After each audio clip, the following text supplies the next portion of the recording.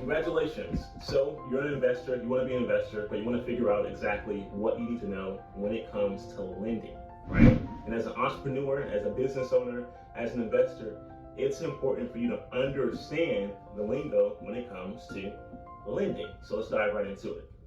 The number one confusion that people have when it comes to lending is ARV, LTV, and LTC, okay? Those are three different calculations that will give you three different outputs, that will give you three different, completely different loans. And if you don't understand the difference or know which one is most advantageous for you as a developer, as a builder, as a real estate investor, maybe someone who is a real estate wholesaler, right? If you don't know the difference between these things, it will kill whatever deal you are working on, okay? Financing is truly that important. So let's get into it. What in the heck is LTV? Now, LTV is probably the most commonly used one out there, and it stands for loan to value. And here's what that means for you. That means that a lender will go and have an appraisal, like on a property, and they're trying to figure out, well, what's the value of this property? How much is this property worth, right? And so for simple numbers, we're gonna say that they say, hey, listen, that property is worth $1 million. Now, if your loan to value, your LTV is that of 70%, 70%, then that means that at the maximum, they're gonna lend you 70% of the value of that property, which is, out of $1 million, is how much? $700,000, okay? That was pretty simple, right? No issues there. So LTV is the most common. The second one that lenders like to use is loan to cost. That's LTC, loan to cost. Now, this is primarily used if someone is building from the ground up. It's like that ground up construction, okay? Now, whether you're building an apartment building, an office building, or even just a single family home, maybe a duplex, triplex, whatever. The reason that they use LTC and not LTV is because the piece of land, right, whether it's a huge development or just a parcel of land, right, the piece of land has a value of its own. But if you were to get a loan just on the land's value, it's not going to equate to enough for you to actually build a structure on it. Here's an example. Let's say you are in the market of, let's say you're in Detroit, Michigan, okay? And there is a piece of land that is for sale for, let's say, $7,000. And yes, that's kind of common in Detroit based on the area, okay? Now, if you go to a bank and say, hey, listen, I want a 70% LTV loan on this piece of land, the first thing they're going to do is probably tell you no, because the value isn't large enough to have a big enough loan, right? Most lenders, they want $50,000, $70,000 of a loan minimum, okay? So they'll say, hey, that's not big enough for you. But if you said, hey, listen, I have a piece of land that I've just purchased for $7,000, or that I want to purchase for $7,000, and I want to build a structure, I want to build a commercial property, I want to build a residential property on it, and that property is going to be worth $1 million, or that property is going to be worth $100,000. You have to be realistic, you got to show the comp size, okay? You got to show the BPO to make sure that it aligns with what you claim the value of the property is for. That's the first one. But as long as all those things check out, so in other words, if the average home in the area is selling for $100,000, then don't present to the lender that, hey, I'm going to build a house on a similar lot, a similar piece of land, but it's really worth $1 million. You're not going to go for that, okay? Because they're going to have their own appraisal and their own BPO, which stands for broker's price opinion. And the broker, who's a licensed agent, is not going to tell them that, yeah, I think that property is worth $1 million, when all the others are worth $100,000. Okay, so that's not going to work. But nonetheless, let's get back to the scenario. So what they're going to say is, oh, okay, you want to build a $100,000 home, and you want to include the purchase of the lot to build that $100,000 home. So what they're going to do then is, if they're doing a 70% LTC, loan to cost. They're going to equate, Mr. Baptist, as the developer, do you have a budget for this property? I would say yes. I would submit my budget. And let's say that my budget said it's going to take me $50,000 to build a $100,000 house. Okay, so they're going to take the budget that I gave them, and let's say that the cost for that is $50,000. And then they're going to take the purchase price, and let's say the purchase price for this lot is $7,000. That's a grand total of $57,000. They're then going to look at the overall value of the structure, the future value, right, of the structure that I want to build, and they're going to say, okay, it makes sense that this can happen, and they say, listen, we're going to lend you 70% loan to cost of the $57,000. So that means that out of that entire budget for purchase and renovation, I'm now responsible for 30% of the $57,000 value.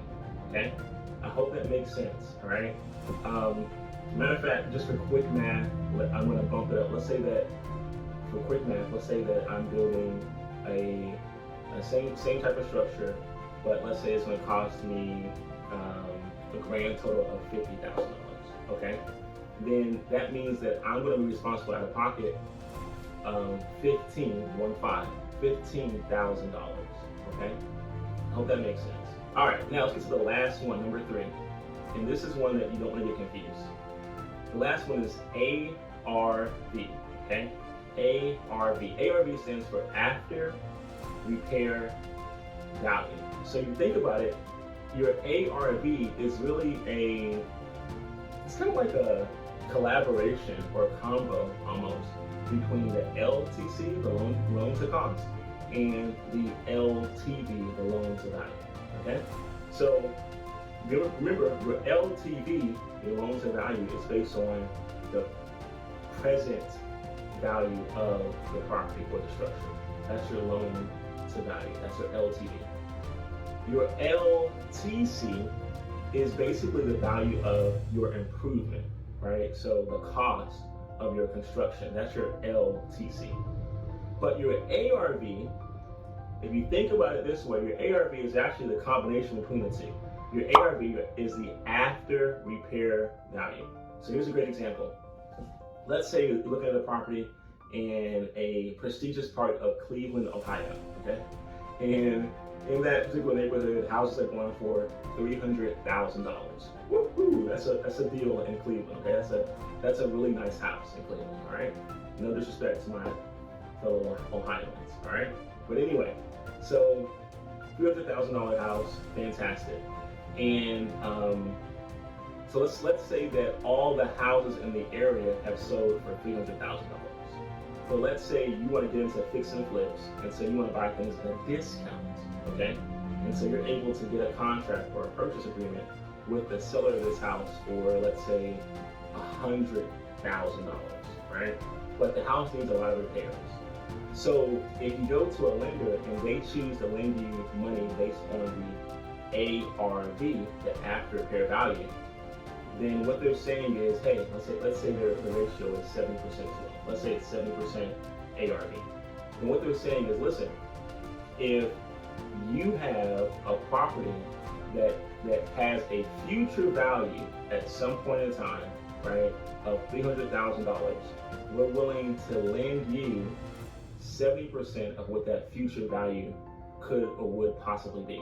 So in this example, my loan would be that of $240,000, because that would essentially be 70% of $300,000.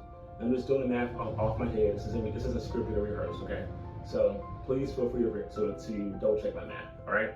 Now, if I'm buying the home from a seller for $100,000, but the bank is willing to give me a loan for $240,000, what that means is that I now have a spread, if we do quick math, of $240,000 minus the purchase price of $100,000.